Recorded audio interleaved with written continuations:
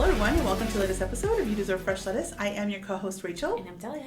In this episode we're going to be talking about the 5 signs that your relationship might be headed for the rocks. If you're not doing so already, please follow us on social media at YDFL Podcast. And if you're listening on your favorite podcast platform, don't forget you can also ask Alexa to play your episodes of You Deserve Fresh Lettuce. And also you can catch the action on YouTube. And we are trying to grow our audience. So if you're not watching us on YouTube, go ahead and head on down that way. Like, subscribe, listen, comment. We get a lot of comments. Some are good, some are bad. We get them all. We like them. Who cares? Just throw a comment in there. We'll reply a couple days later. Ladies, if you want to see what the men really think about what we're talking about, they are very vocal in the comment section of YouTube. And we only claim a Fab 15? And I think there's probably more than that, to be honest with you. Yeah. But right now, we're just always going to call them the Fab 15, and you guys know who you are. Yes. All right. So also, if you are one of the listeners in one of the 28 countries around the world that are listening, thank you so much for your support. We appreciate you. All right. Let's get into it. 5 signs. Woo, so 5 signs. And this is the biggest one, in my opinion, when there is no sex. If you know, that is the glue. If you are not connecting with your glue, with your partner, and he is tired and you are tired and you're like, ugh, he grosses me out, and the thought of being with him and vice versa, ooh, you got issues. I think that is one of the biggest like the minute I'm not a therapist, nor am I trying to claim to be one, but when I get the calls at 2-3 o'clock in the morning, almost the first question I ask is, are you having sex? And 9 times out of 10, they're like, well, that's another thing. We're really not. And I was like, when you said right now, when you get the calls at 2-3 in the morning, I thought you were getting calls from the husbands. No. I'm like, oh God, this is about to take a turn for the worse. I was like, when they're seeking sex from me, that's an issue? Yeah. No one's seeking sex. No. Oh, man. No. I'm talking about, the girls that call me because they're sad. Like, I happen to be the person that gets that 2 o'clock in the morning call, like, hey, I need someone to talk to if you're up. And, that is one of the first questions I ask. Are you having sex? And then they'll say, that they whatever just they say. I have been approached by husbands over the years who have asked the question, how often, is normal. And I think they're asking these questions in work settings and stuff like that to the women in the office which I think is kind of inappropriate, but people, work friends become close or whatever, and sometimes you learn things about people that you didn't expect to learn. But these questions would come up, and they seemed very genuine. At the times that I've heard the men asking these questions, and I hesitated always to answer this question because I believe if he wants it every day, you should have it every day. That's just what I believe. Like, that's just how I believe. But I was always very hesitant to say that to a married man because I don't want to trigger some thought that his wife isn't good enough, that something's wrong with them, or now look at me as some kind of sexual, whatever, in the office. And the unfortunate thing is if you're having a conversation with a male and, let's just say I got a message from someone that said, what is normal? Like, what is a normal sex session? Yeah. And for me, I was like, well, it should be like 30 to 45 minutes, right? And I was like, until the job is done. And so I was like, unfortunately, as I answered it, though, he's asking a genuine question. It wasn't like creepy style. But I did think, okay, instantaneously in his mind, he's thinking, with 30 to 45 minutes for her, rather than it just being like, wham, bam, thank you, ma'am, like 30 seconds. Or whatever. And so, obviously, you're giving up information that is so personal, right? Yeah, and it might not be very ladylike. But I know that we're doing this show, so we're very open. Yeah. And to me, I'm like, well, it's just content. And if he needs my content because he's a creator, I'm going to give it to him. Yes. But my point to that is that sometimes we kind of will hold back to not say, well, if you want it every day, you should get it every day. Or if you want it every other day, you should get it every other day. Because you'll hear the men that will say, I haven't had sex in 6 months. I know, and it's so crazy because what? Some of those men, though, it's really interesting. They seem so loyal, and they seem so willing to figure it out and buy her the gifts, and I've heard the stories of like, oh, I can't do anything until I give her like a full body massage. There's like this whole thing, and there's a funny movie called Click, where every time he goes to be intimate with her, she's like, honey, And then he's like, oh yeah. And then it fast forwards of him giving her a Swedish, back massage or whatever. And it's like the funniest thing because everybody has their little thing. But whenever how I sad do is hear that though? That is the so no sad. sex And is like, and I will go on to the next one, but to the 5 reasons. But this is another one. And this one I will never forget is the one person particularly that asked for the SUV in order for her to have sex with him. Yes. And she straight said, like, I'm going to trick him, but I'm still not going to have sex with him. Oh my God. And they were married, right? And they were married. And so, that's when it's probably doomsday for you. Doomsday, divorce is coming, like, prepare. And so that's number 1, by the way. Yes. Long explanation. Yeah. Number 2 is you have no respect. No respect. So let's really quickly emphasize the fact of this, and we mentioned it in an earlier episode. Men absolutely 1000%, you can Google this, they prefer to be respected where women prefer to be loved. So you are, as a woman, are showering him with your love. Say that. I have to cut you off really quick. That guy Andrew Tate, I gotta bring him on here. Oh yeah. On that interview that he did with Patrick Bet-David, that is literally it's almost like he said the words that you said last time verbatim. He said, men seek to be respected. Yes. Women seek to be loved. And it's a real thing. And I've been around so many guys, and let me tell you, the moment the woman tells him off like she's a man and I will cut your whatever off and blah blah blah because it's a heated argument, the dude now receives that as a lack of respect, and literally his love receptor turns off, and it's very difficult to get it to turn back on, by the way. And looks at her like a dude, right? Yes, now they're both at equal playing fields, right? And so it turns off, and I've heard this from so many people close to me, so many guys close to me, family members and stuff like that. And then I go, what? And they're like, ever since then I don't look at her the same. I can't, I'm trying to look at her the same and I can't. And so men really, really desire to be respected. They much rather, you could look at them and go, I just don't love you anymore. But if you are respecting that man, he'll take it. He'll take every single thing. So remember that. Respect is so important. If you don't have respect, you're headed for doomsday. And also, I have a really good friend that her parents gave her and her fiance when they were engaged wonderful advice. And they said love will come and go, but the respect has to remain on both sides, because you can have all the love in the world, but if you don't respect each other, that marriage is not going to work. It's pretty much done. Yep. And then the third one is if you guys have no communication. So there's no communication in the marriage. That is also indicative of it going down. Do you view sex as communication?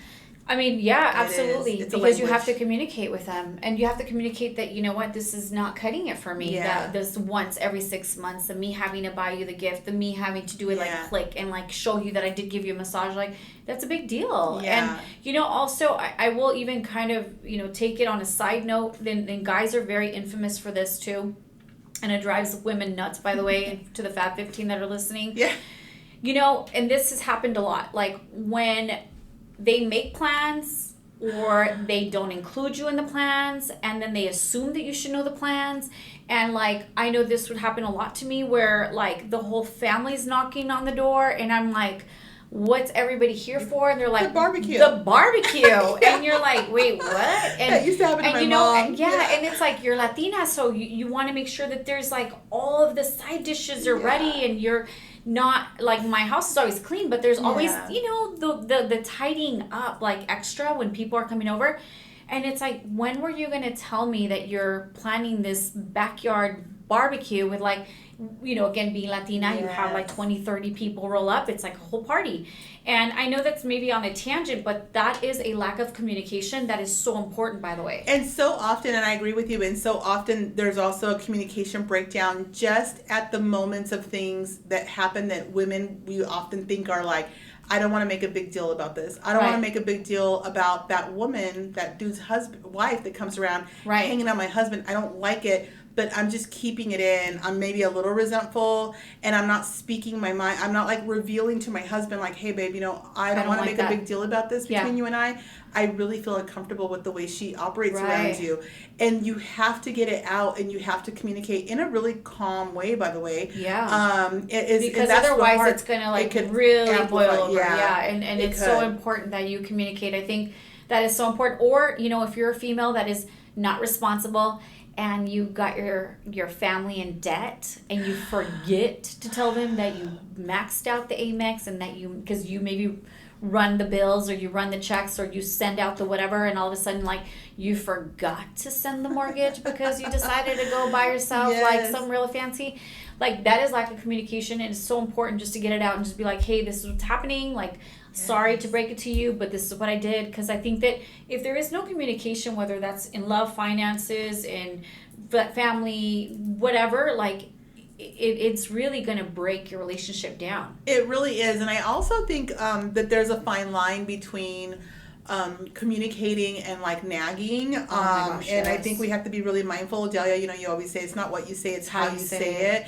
And sometimes we can be very condescending. We can act disappointed in them and things like that. And even if I always say too, don't even do that to your children. Right. Like, don't have an air of disappointment or disdain. Yes. But if you can sit down once in a while, maybe in your mind you go, okay, like maybe once a week I want to kind of address some things. Yeah. And I, have a whole show called Rachel Unpacked. Maybe like you sit there and go, okay, we need Let's to unpack this. Yeah, we got to unpack this session here. Maybe he's working a lot. Maybe, you're feeling very tired and you don't know that you want to keep working. Maybe you want to now be an at-home wife. There's all these things. So instead of holding it in and building resentments, and especially expecting that the other person can read your mind or pick up the hints that you're putting down, like, no. And that's us women usually, though. I will say that is a female trait usually. We as women assume we want the man to just know that we're irritated and that we're mad and that you should know. And it's like, you should have known. It's like, what? From last week you did that? You're like, what? Like, what? I don't even remember what I ate yesterday. Like, what are you talking about? But that's just the way that rolls sometimes. And so... so moving on to the next one is going to be number 4, and that is going on vacation by yourself. This is kind of crazy to me, this idea. Yeah, so, I mean, I have girlfriends that, are married, and the husbands, and I wouldn't say they give them permission, but they are able to get away for 2-3 days, and the husbands are okay with it. I have people in my life where the husbands will absolutely, positively not accept that. So it just depends on where you're at with this. I personally feel that if I'm married, it goes back to the respect thing. I have to be respectful of my marriage, depending on what it is. And yeah, I probably don't want to travel, as a single person, because I'm not. And I'd rather travel with my significant other. But if you're constantly taking off to Mexico, to Europe, to here, to there, girls trips, and you're married, that could be, or even guys, because guys, they do like their boys runs and whatever, and so that could be a really, really strong indicator that you're going down the wrong path. So I have an example of this for me in my life is that I can relate to this because there was a situation back when I was married where my friend was marrying a well-known A&R rep for a record label, and so the best man was a celebrity rock and roller, like all these people were like rock and roll dudes and everything, and so we got invited months and months before, just like a standard wedding. It was going to be in New Orleans, destination wedding. I'm invited. Obviously, he's going to be my plus one. I said, I was so excited about it, actually. And he goes, yeah, let's do it, or whatever, he said. So I go through the motions of RSVP for 2. Eventually, I go get the tickets, right? They were like $800 each round trip at the time. Okay. And so... and it is what it is. Months later come, and it's like we're a week out from this wedding, actually like 2 days out or something. And so I said, hey, I picked up the dry cleaning. Is there anything else you want me to pack for the... He goes, I'm not going to that. And then I go, what? He goes, yeah, I don't feel like it. Like, I'm not going to that. I said, well, I already got the tickets and like already... And then he goes, yeah, like, I'm just not going to that. Like, it's not my thing and I'm just not interested. And so I said... Okay, so I sat there, and if you listen to the Rachel Unpack podcast ever, season 1, I talk about learning to have him meet me in my joy, that I wasn't going to join him in his misery. And so I sat there and I thought, what is going to make me joyful? Yeah. It's going to follow through for my friend. I RSVP'd to her whole wedding. Like, she had to block out the room and like the certain block, and every week she's like, I got you the best room and all this kind of stuff, and it's next to me and whatever. So I wasn't going to at the last minute be like, yeah, we're not doing that. No. So I literally just kept it going, and on the day of, I remember saying, hey, the night before, I said, you got to drop me off at the airport, don't forget. And he's like, the airport for what? We're not going to the wedding. I said, no, you're not going to the wedding. you decide you didn't want to go. Like, I'm still going to the wedding. And his face, when I tell you, he looked at me like I was crazy, literal Satan's helper. Psychopath. And he just goes, all right. And, like, he ended up dropping me off at the airport. Trust me, ladies, I was scared. Like, I was like, oh, my God. Like, okay, this is gonna so be... the $1 million question to me for you now, because you just said that, was how was it when you returned? So I actually returned a day early because I realized I was in the penthouse suite of the W with these really high-level guys, and it was getting interesting. And sex, drugs, and alcohol, I realized I need is a hell of a to drug. leave now. That wasn't even my hotel, and I said I need to leave now. Called the concierge of my hotel and said, pack up my room and send it. I'm going to just drive by and pick it up. And, like, I literally knew this is not going to play out well in your marriage and for your soul or whatever, and for your family if you don't leave. And so I knew I had to leave, and so I did, and I got home, and I was kind of drunk still, whatever the situation. I have pictures. I'm not proud of it, but it was funny. It was actually a funny time. And so anyways, it was fine. He picked me up. He was shocked. Why are you coming home early? And I said, I just realized I probably shouldn't have been there. Like, I would have rather been there with you. Right. It was getting kind of sticky. And I thought would I want him still here? What would I want him to do? Right. I would want him to exit the premises. Exit the at building all costs. like And that's what I did. Elvis. And I said, I had my good girl moment, and I left. However, ladies, it was scary to kind of continue on with the plans, but I can't imagine doing that all the time. All the time. Taking off and doing that. I know that there are some people that are very supportive about that, like go out with your girls and go do the week trip to Miami and go do this and go do that. And I know that there are very supportive men out there that are cool with it. I just think that, if you're doing that all the time, it could, it could lead to doomsday, which is divorce. And, really be a little bit more thoughtful on whether or not you should be going on these vacations without your significant other, because nothing good comes out of girls trips all the time or guys trips all the time, or even traveling for business, by the way, which I did a lot of as well. And I know someone here that the husband is going to be doing that internationally, and that he mentioned to her, you should come, because all you have to do is pay for your person's ticket and their meals, and they're good to go. They can stay in your room and everything. That's usually the corporate structure.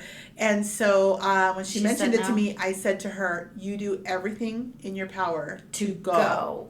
I always find it really strange when I've met couples that are like that and the wives never want to join them, and they're going to, like, Paris. And I get it, it's more for work, but they're going to Europe and they're doing, like, these, these are high-level executives that are going to these big meetings or these seminars, dinners and everything. And they opt not to go. It's always so strange. It's like it's such a great opportunity to have a little business with pleasure, not just all business, right? But anyway, that is one of the indicators, which is not traveling together, which is vacationing on your own. So this is the last one. This is number 5, and this is the indication that you are headed for doomsday, and that is sleeping in separate rooms. And this is something that, in my opinion, has always been a red flag for me, but supposedly, according to this new technology platform called TikTok. Tickety-tock, they're saying people are loving it. People are saying that you should sleep in your own room. And we were just on a previous episode talking about how people have actual different houses, and or like Travis Barker and Kourtney Kardashian living in their own homes. Like, they live down the street from each other still, so they absolutely sleep in separate homes, not separate rooms. And so this was kind of interesting to me, because I do feel, in my opinion, that this is a red flag. And so I'm on the fence with this one for this one reason. Tell me. Because when all the marriages were lasting till death do us part, the man slept in one bed and the woman slept in another. And often they slept in separate rooms. And so in the 1950s and before, they were sleeping in separate beds. But is this just a Lucy? No. This is a real thing. This is a real thing, yeah. They were sleeping in separate beds and separate rooms because they didn't want the children to see that the parents were sleeping in the same room. Now parents take showers together every morning, and the kids go, Mommy and Daddy are taking a shower together, and stuff like that. There isn't this mindfulness of what this looks like and what this implies to the children. Right. And in that time, there was a huge amount of implication. And so they slept in separate beds, and then at night they bring their beds together. And so you see some of that in the Lucille Ball movie, in the shows. However, all the older people I've ever spoken to, my own grandparents and everything, it was a thing in the days a long time ago. Wow. Obviously, when they were older, it was fine. But then, you know, I'm going to be a little challenging with this one, and only because I do believe it's a red flag, and I could be wrong. But you have to remember, too, those were the times where it was very extremely to get divorced. Yes. Nowadays, it's like, no, People you go don't. get your happiness. And, like, Yeah. if that's not your happiness, It's then all you about go find your... You deserve fresh lettuce. Yeah, you deserve fresh lettuce. And absolutely not, you know, queen, you go out there and get your man. We are in such different times that you have to understand, ladies and gentlemen that are listening, we don't have the playbook. Not us, not you, not any of these experts. This is the first time that the human race is having to go through these challenges. Chaos. They're going through chaos. With marriage, relationships, divorce, how to date. There's a lot of things going on here. I'm curious, so who's the list according to? This list, according to some doctor therapist guy on YouTube, and he's also on TikTok, and he's also on a bunch of different platforms that he was on, and he was saying that these are the 5 indicators. And I was like, I don't know if that's true or not, but I do agree with them, though. That's the reason why I thought it was so important that we would talk about them, right? Because this is a doctor that is a therapist that has sat with, you know, thousands of couples, and in his opinion, this is what's led people to divorce. Like when he sees that they're having no sex, there's no respect, that sleeping in different beds, that they're going on vacation, you know, separately. And it's so funny because if you're a person who isn't one to cheat on your partner and you're a very reliable, honest person, you might hear this list and go, no, like I go with my friends and it's fine, or I go to da-da-da and it's fine, or I do this and it's fine.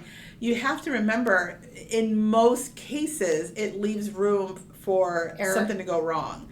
And that, I think, is the bigger issue. That's, I think, the biggest problem. And so I think at the end of the day, like, we don't know that these are actual factual facts, that this is like, maybe you guys have been sleeping in separate rooms or separate houses for like the last 30 years and it's worked for you. I'm not sure that this list would apply to you, but according to this particular therapist, he said that these are like the key indicators that your marriage is headed for the rocks. For doomsday. And so doomsday. If you are someone who has any of those things on the list and you are doing A-okay, drop it in the comments. Let us know, like, which ones do you call BS on? Cap. Which ones are cap? You know, I know for sure one that I could not call a cap on is going to be actually 2, for sure. Sex and respect. Oh, for sure. If you're like, oh no, like we have no sex and I don't respect my husband, well, we're still together. Yeah. You probably are, but like there's a third person somewhere out there. Yeah, and there might be. For sure. If those 2 things are like out of this list, if those 2 things are happening, believe me, like you got company. I'm gonna get you an attorney right quick to help you with your freaking paperwork.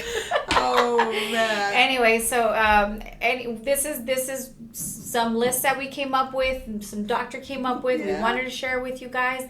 Agree, disagree, I don't know. Let's hear it. Hopefully, you know, you guys can let us know what you guys think. All right. And just don't ever forget that you deserve fresh lettuce. And See you next time. Cheers. Cheers.